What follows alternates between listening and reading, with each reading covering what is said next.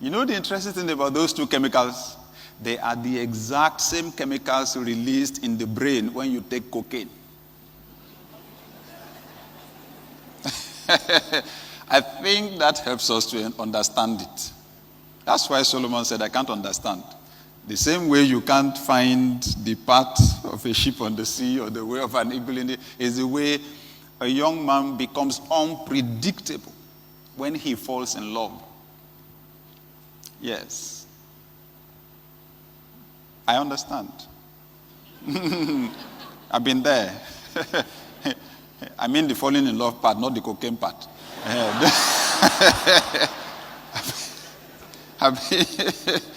But since they say they're the same, then I understand. When you take cocaine, you feel good. You feel relief from stress. And then you switch on to a frequency that is practically superhuman. People who take cocaine say that when they take it, it sharpens their focus and puts them at a frequency where they're more purposeful and more creative. It's interesting that it's some of the most creative people around town that take drugs just because it takes you to that level. Anyway, that's what happens to you when you fall in love. When those chemicals kick in, and see, that's the thing about emotions. When those chemicals kick in, they shut down the effectiveness of some other parts of the brain, especially the rational parts. Good. So, they color life, color everything. The world is a beautiful place, you know. You come out, even though the sun is still the same color, you know, but life takes on a different color for you. It's just beautiful, you know. And sometimes it takes the people who look at you, the people around you, to tell you things are not the way you think. But at that time, anyone who says anything contrary to what you are feeling is an agent of Satan.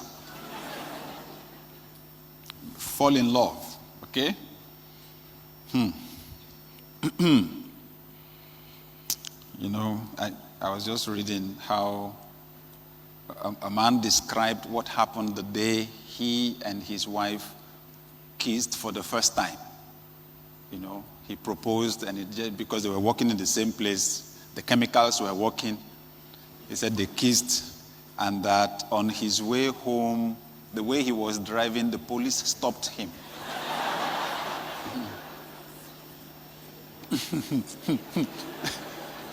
They had to give him the bread test that they give people who are drunk. He wasn't drunk with alcohol. He said, but I was drunk. I knew I was drunk. He said it was her love. Now wow. Listen, if you've not been there, you need to experience it. It's awesome. I've been there. I mean, I think back and I remember some of the things I was doing or some of the things I did. I mean, like one day I drove all the way, you know, from outside Lagos, long hours, came in, it was already getting dark, and you know, we met in church, and she was heading one of the units in church, and so I was always wishing, I was working in church, I was always wishing that her department would have a meeting every day. So this particular day, I was driving, and I found a way to convince the people who were in the car with me that we should go by the church. It was evening, it was Saturday evening, it was late, and I was just hoping that she would be there, that's all. Just hoping. And there was going to be service the next day. I would say, how do you explain those things? Anyway, it's the dopamine. Hey, it's the chemicals.